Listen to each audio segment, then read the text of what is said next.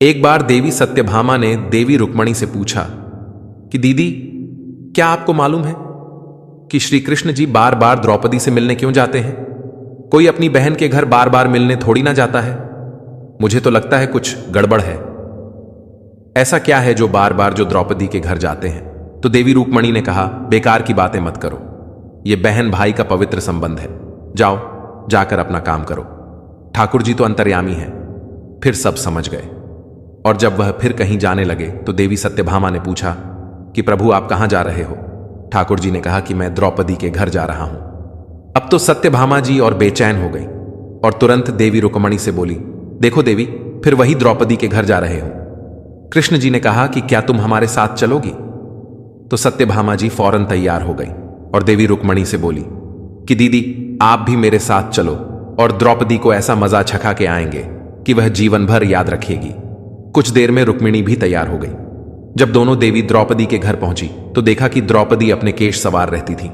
जब द्रौपदी केश सवार रही थी तो भगवान श्री कृष्ण ने पूछा, द्रौपदी क्या कर रही हो? तो द्रौपदी बोली, मैं केश सवार के अभी आई। तो भगवान बोले, तुम काहे को केश सवार रही हो?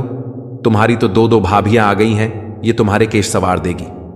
फिर कृष्ण जी ने देवी सत्यभामा से कहा कि तुम जाओ और द्रौपदी के सिर में तेल लगाकर मालिश करो, और देवी रुक्मणी, तुम जाकर द्रौपदी के छोटी करो। सत्यभामा जी ने रुक्मणी से कहा, बड़ा अच्छा मौका मिला है, ऐसा तेल लगाऊंगी कि इसकी खोपड़ी के एक एक बारल तोड़ कर दूंगी।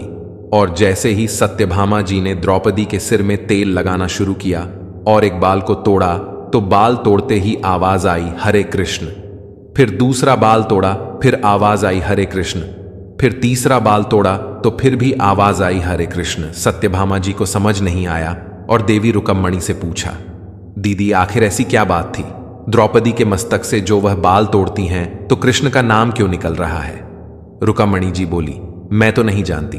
पीछे से भगवान बोली, देवी सत्यभामा, तुम देवी रुक्मणी से पूछ रही थी कि मैं दौड़ दौड़ के इस द्रौपदी के घर क्यों जाता हूं, क्योंकि पूरे भूमंडल पर, पूरे पृथ्वी पर कोई संत, कोई साधु, कोई कन्या से, कोई तपस्वी, कोई साधक, कोई उपासक ऐसा नहीं हुआ जिसने एक दिन 3.5 करोड़ बार मेरा नाम लिया हो। और द्रौपदी केवल ऐसी है जो एक दिन में 3.5 करोड़ बार मेरा नाम लेती है, प्रतिदिन स्नान करती है, इसलिए उसके हर रोम में कृष्ण नजर आता है। इसीलिए मैं रोज द्रौपदी से मिलने आता हूं। इसे कहते हैं स्नान, जो देवी द्रौपदी प्रतिदिन किया करती है, और हम जो हर रोज साबुन, शैम्पू और तेल लगाकर अपने तन को स्वच्छ कर लिया, इसको केवल नहाना कहा गया है। स्नान का मतलब है हमारे शरीर में 3.5 करोड़ रोम छिद्र हैं। जब नारायण से पूछा गया कि 3.5 करोड़ रोम छिद्र के कर्मों के लिए गए हैं, तो नारायण ने कहा कि जब मनुष्य 3.5 करोड़ बार भगवान का नाम ले लेता है, तब जीवन में एक बार उसका स्नान हो पाए आता है। इसको कहते हैं स्नान।